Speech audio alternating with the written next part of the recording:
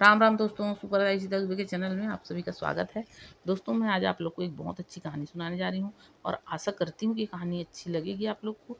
लेकिन आप लोग इस कहानी को पूरा सुनिए तो आप लोग को ज़रूर अच्छी लगेगी, और अच्छी लगे तो कमेंट में ज़रूर बताइए और मेरे इस वीडियो को लाइक शेयर कीजिए। अगर आप लोग मेरे इस चैनल में नए हैं प्लीज़ सब्सक्राइब कीजिए।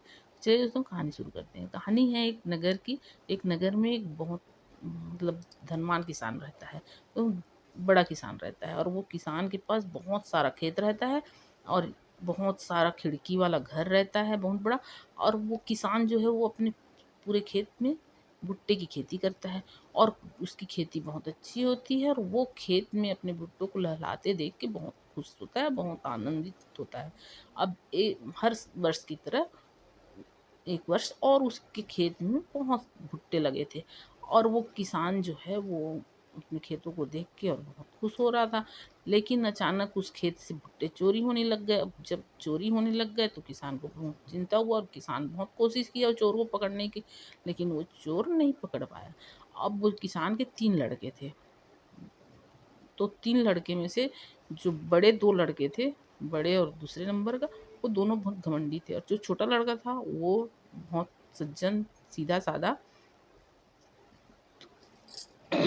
साधारण स्वभाव का था। अब वो जो किसान जो है वो जब नहीं पकड़ पाया खुद से चोर को, तो अपने तीनों लड़के को बुलाया और बोला कि देखो, भुट्टे की खेती से भुट्टा चोरी हो रहा है और मैं चाहता हूँ कि तुम तीनों में से उम, कोई उस भुट्टे के चोर को पकड़े, और जो उस भुट्टे के चोर को पकड़ेगा तुम तीनों में से, उसको मैं अपना उत्तराधिकारी बनाऊँगा। तो इस बात को सुन के वो किसान का बड़ा वाला लड़का बोलता है कि मैं जाऊँगा चोर को पकड़ने। और वो मस्त अपना तैयार-वैयार होता है, कपड़ा-लत्ता पहनता है और बंदूक टाँगता है कंधे पे और निकल जाता है। अब निकल जाता है, चलते-चलते जाता है तो कुछ दूर, मतलब खेत के आस-पास ही एक कुआँ रहता है। वो कुआँ के पाट में अपना टोपी, गोल टोपी मुँह के ऊपर डालता है और वहाँ पर सो जाता है। थोड़ा देर सो के, मतलब आराम करता है, उसके बाद उठ के और जाने लगता है तो वहाँ एक मेढक रहता है। जब वो सोते रहता है तभी वो टर-टर करते रहता है। जब वो उठ के चलने लगता है तो मेढक बोलता है, तुम मुझे भी लेके चलो साथ में, मैं तुम्हारे चोर पकड़ने में सहायता कराऊँगा। भुट्टे के खेत में मुझे भी ले चलो, मैं तुम्हारी सहायता करूँगा चोर पकड़ने में। वो बोलता है, अरे टर-टर कर रहा है, टर-टर करके तू क्या चोर पकड़ेगा, करके उसको उठाता है, कुएँ में डाल देता है।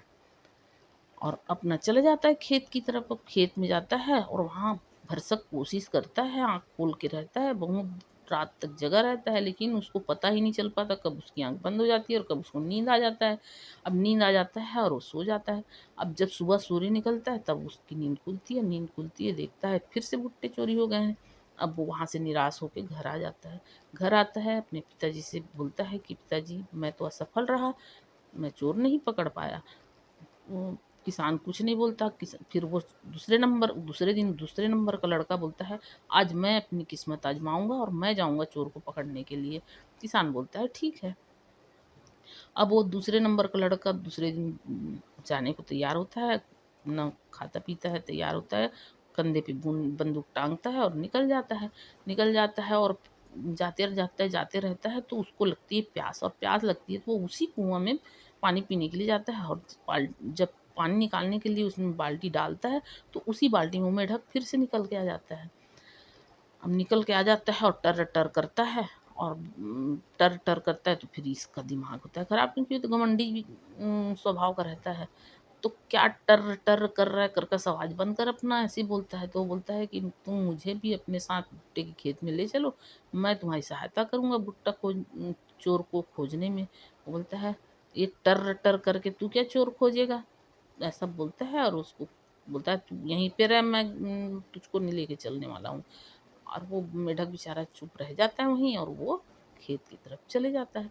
अब खेत की तरफ चले जाता है और जाता है और वो भी भरसक कोशिश करता है, लेकिन उसको भी कब नींद आ जाती है उसको खुद पता नहीं चल पाता है और वो सो जाता है। सुबह उठ के देखता है तो फिर वही हाल, भुट्टा चोरी हो जाता है। अब वो भी निराश होके घर आ जाता है। जब वो भी निराश होके आ जाता है तो तीसरे दिन वो जो छोटा लड़का है वो बोलता है, आज मैं अपनी किस्मत आजमाने जाऊँगा।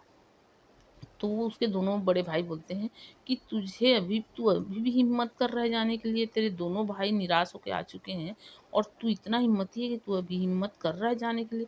बोलता है कि हाँ, मैं जाऊँगा, मैं अपना किस्मत आज़माऊँगा, मैं चोर पकड़ने अवश्य जाऊँगा। और वो भी न कुछ खाने-पीने का सामान लेता है और निकल जाता है। बंदूक टाँगता है कंधे पे और निकल जाता है रात में। उम, खेत मतलब भुट्टे की खेत की तरफ। अब जाता है और जाता है तो जाते-जाते वो वहीं पे कुएँ के पास ही जाके और अपने खाने-पीने का सामान जो लेके जा रहता है उसको बैठ के खाने लगता है। खाने लगता है तो वहीं वो मेढक आके टर-टर करता है। जब टर-टर करता है तो मेढक को ये बोलता है, तुम कुछ खाओगे? मैं कुछ खाने का सामान लाया हूँ, क्या तुम भी खाना चाहोगे? करके उसको खाने की जो भी चीज़ रखा रहता है, उस मेढक को भी देता है। वो मेढक खा लेता है। खा लेता है उसके बाद फिर ये भी खा लेता है। खाने के बाद जब ये चलने को तैयार होता है और फिर उसको वो अपने हाथ में उठा के बहुत लाड से उसको सहलाता-वहलाता है ये मेढक को, छोटा लड़का। अब वो मेढक बहुत खुश हो जाता है और पूछता है कि तुम खेत में जा रहे हो चोर पकड़ने, तो क्या मुझे भी साथ में लेके चलोगे? मैं तुम्हारी सहायता करूँगा चोर पकड़ने में। तो वो लड़का बोलता है कि हाँ, हाँ, क्यों नहीं? साथ में चलो तुम भी। वैसा बोलता है और उसको साथ में ले लेता है। अब चलने का समय आता है, चलने लगते हैं तो मेढक बोलता है कि रुको, तुम उस कुएँ में जाओ और कुएँ में झाँक के और 3 वरदान माँग लो। वहाँ एक पत्थर है, उससे जो माँगो वो मिलता है। अब ये कुएँ में झाँकता है और वरदान माँगता है कि पहला वरदान तो मेरा ये है कि मैं जिस चोर को भुट्टे के चोर को पकड़ने जा रहा हूँ, वो चोर मुझे मिल जाना चाहिए। दूसरा बोलता है कि मेरी एक सुंदर स्त्री से शादी होनी चाहिए और तीसरा बोलता है कि बहुत सारे खिड़की वाले मेरे को घर महल मिलना चाहिए। मैं रहना चाहता हूँ घर में महल में। अब वो हाँ, माँग लेता है और उसके बाद उस मेढक के साथ-साथ खेत की ओर जाता है। खेत की ओर जाता है तो वहाँ जाता है तो देखता है क्या, वहाँ मेढक के साथ खेत में बैठे रहता है, रखवाली करे, तो अचानक देखता है कि ऊपर से एक बहुत सुनहरे कलर के पंख वाली अनोखी चिड़िया उड़ती हुई आई। अब उड़ती हुई आई और वो भुट्टे के खेत में आई। अब जब भुट्टे के खेत में आई तो वो समझ गया कि ये यही चोर है शायद। अब वो उजाली रात थी, उसमें उसके पंख सुनहरे कलर के थे तो चमक रहे थे। तो अब उसको उसमें वो चिड़िया तो नहीं दिखी, उसे पंख ही दिख रहे थे। तो वो वैसे ही सोचा कि ये अब चोर आया। अब ये जैसे ही उसको गोली दागने वाला था, वैसे ही मेढक बोलता है कि नहीं, नहीं, नहीं, तुम ऐसा गलती मत करना। ये वही तुम्हारी जो तुम वहाँ से माँग के आए हो, ये तुम्हारी प्रेमिका है। अब ये रुक जाता है, फिर वो चिड़िया जो है उसको जितना भुट्टा चाहिए होता है, वो अपना लेती है और उड़ने लगती है। तो अपने भाषा में वो गाने लगती है कि मैं किसी श्राप के कारण उम, लड़की से चिड़िया बन गई हूँ और मैं चिड़िया बन गई हूँ लेकिन मैं तो हूँ लड़की। अब मेरे को खाने-पीने के लिए तो कुछ चाहिए, अब कुछ नहीं मिलता है इसलिए मैं भुट्टा चोरी करती हूँ। अब मेढक उसकी भाषा को समझ जाता है, तो मेढक गा के और कुछ बोलने लगता है उसको। अब जब मेढक अपनी भाषा में टर-टर करके बोलने लगता है, तो वो चिड़िया के जो है ना पंख धीरे-धीरे झड़ने लगते हैं और झड़ जाते हैं पूरा पंख, और वो चिड़िया जो है वो एक सुंदर लड़की के रूप में खड़ी हो जाती है। जब वो सुंदर लड़की के रूप में खड़ी हो जाती है तो मेढक बोलता है कि ये है तुम्हारी वही सुंदर पत्नी जो तुम मंगे थे, वही है। अब ये जो छोटा लड़का रहता है किसान का, वो उसके हाथ को पकड़ता है और मेढक के साथ अपने घर चले जाता है, अपने पिताजी के पास जाता है और सारी बात बताता है। अब जब सारी बात बताता है और जब जाता है तो देखता है तो उसे घर के सामने बहुत सारी खिड़की वाले एक महल भी रहता है। तो अब ये जब जाके और बताता है अपने पिताजी को सारी कहानी, तो उसके पिताजी बहुत खुश होते हैं कि सुंदर लड़की भी मिल गई और ये महल भी मिल गया और चोर भी पकड़ा गई।